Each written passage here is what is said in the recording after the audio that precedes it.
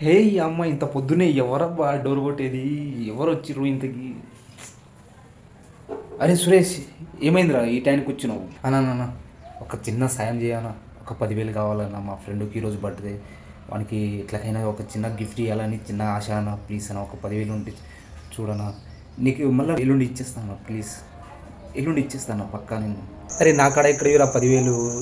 నా కాడ లేకనే నిన్న చిట్టి కట్టి నీకైతే చాలా ఇబ్బంది అయింది. నువ్వు 10,000 అడిగితే నా కాడ ఉంటే నీకు ఇయ్యను రా. అరే గిఫ్ట్ ఏందిరా గిఫ్ట్? వాడు ఏం ఉదరించినని గిఫ్ట్ ఇస్తావు వానికి? వాడేమన్నా మహాత్మా గాంధీనా లేకపోతే అంబేద్కర్? వాడు వానికి గిఫ్ట్ చేయడానికి భూమి మీద పుట్టినోడు. ఏదైనా సాధిస్తే వాని గురించి గిఫ్ట్ ఏదైనా బర్త్డే చేసినప్పుడు ఇస్తే అది వేరు.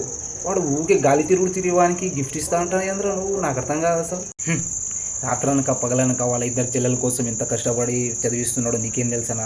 ఒక పూట కూడా అన్నం తినకుండా వాళ్ళ ఇద్దరు చెల్లెల కోసం ఇంత కష్టపడుతుంటే వానికి బర్త్డే అనే పేరు కూడా తెలియని వానికి బర్త్డే చేపించి ఒక గిఫ్ట్ పెడదాం అనుకున్నా అన్న.